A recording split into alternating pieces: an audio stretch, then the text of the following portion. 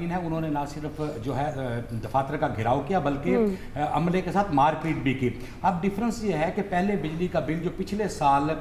جس کنزیومر کا بل 10,000 روپیہ جولائی کا بل جو اس نے اگست میں دینا تھا وہ آیا تھا، تو اب اس کا ایک ایسٹیمیٹڈ بل ہر آدمی نے اپنا ذہن میں ایک بجٹ رکھا ہوا ہوتا ہے، اس نے کہا 12 یا 15,000 ہوگا۔ اب 10,000 والے کو اگر 30,000 روپیہ یا 25,000 روپے کا بل آئے گا تو وہ سر پکڑ کر بیٹھ جائے گا۔ اب ایک آدمی ہے اگر اس نے بجلی کا بل اپنی بجلی جس طرح استعمال کیا اگر اس کے مطابق بل آئے تو اسے فرق نہیں پڑتا۔ ایک تو ٹیرف ہائیسٹ ہے، تاریخ میں کبھی بھی بجلی کے فی یونٹ کی قیمت اتنی نہیں تھی۔ اب اگر ہم بجلی کی قیمت اور اس میں ٹیکسز کی بات کریں، 7 سے زیادہ ٹیکس ہیں، اور جس میں اس ٹیکسز کے اندر جو ایک فیول پرائس ایڈجسٹمنٹ ہے، اس فیول پرائس ایڈجسٹمنٹ پہ وہ ٹیکسز دوبارہ بھی ہیں۔ اگر جی ایس ٹی بجلی قیمت پر دیا جا رہا ہے اور جو ہے ایکسائز ڈیوٹی دی جا رہی ہے، اسی طرح انکم ٹیکس ہے، تو وہ پھر فیول پرائس ایڈجسٹمنٹ پہ دوبارہ وہ ٹیکسز ہیں۔ سب سے پہلے بات یہ ہے کہ لوگوں کو بل کی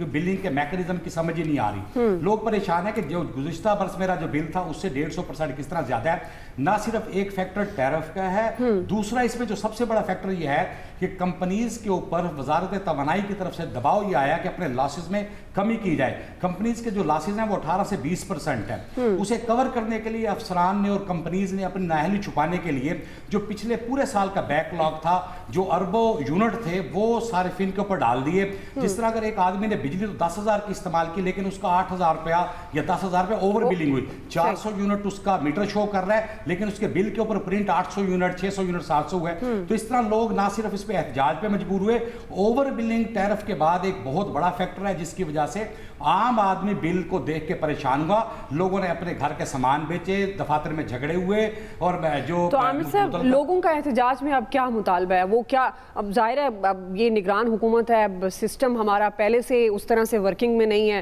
تو بل تو ایسے ہی آئیں گے، لیکن لوگ احتجاج اب ظاہر ہے بڑی تعداد میں لوگ باہر نکلے ہیں، تو ان کا مطالبہ کیا ہے؟ دیکھیں دعا لوگوں کا سب سے بڑا احتجاج تو یہ ہے کہ بل ایک تو ٹیرف میں اضافے کی وجہ سے زیادہ ہے، دوسرا ہے کہ بجلی چوری میں اضافہ ہوا ہے، اور جو لاسز ہیں لوگوں کو اوور بلنگ کی صورت میں جو چیزیں ہیں، لوگ کہہ رہے ہیں اتنا ہم نے جتنی بجلی استعمال نہیں کی جتنا ہمارا بل آ رہا ہے۔ تو جب اس کی کریکشن کے لیے متعلقہ دفاتر میں وہ جاتے ہیں تو وہاں کہا جاتا ہے کہ یار آپ اس دفعہ بھر دیں اسے، اگلی دفعہ ہم آپ کی بلنگ جو ہے وہ کریکشن اس کی کر دیں گے۔ دوسری ایک سب سے بڑا جو عام آدمی کا احتجاج یہ ہے کہ تمام ڈسکوز میں ناقص میٹر کے استعمال کی وجہ سے کئی ماہ سے بلکہ سال سے میٹر جن کے جل جاتے ہیں، انہیں پچھلے سال کے اسی مہینے کے ہائیسٹ ایوریج کے ساتھ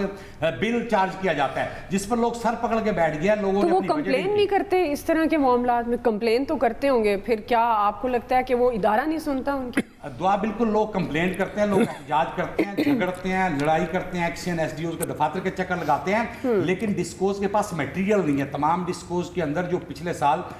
بی او ڈیز بنائی گئی جن کی ذمہ داری میں پروکیورمنٹ پلان بنا تھا، وہ تمام سیاسی لوگ اس کے اندر ہیں، جن کا تمام تر فوکس اپنے علاقوں میں ٹرانسفارمر لگوانا، ٹرانسفر پوسٹنگ اور اپنے علاقے کے ترقیاتی کاموں پر رہا۔ ڈسکو کو as a board of director چلانے پر ان کا فوکس نہیں رہا، پروکیورمنٹ بر وقت ہو نہیں چک سکی۔ لیسکو، فیسکو، میپکو، گیپکو، سیپکو اور تمام کمپنیز جو نو پاکستان میں کے الیکٹرک کے علاوہ ان میں پرائیویٹ بورڈ آف ڈائریکٹرز کی وجہ سے جو سیاسی لوگ ہیں وہ پروکیورمنٹ نہیں ہوئی۔ تو اس وقت اگر کسی کا میٹر جلتا ہے تو اسے 4 سے 6 ماہ بعد نیا میٹر ملتا ہے، اور اگر آپ نے نیا کنیکشن اپلائی کرنا ہے تو اس کے لیے میٹر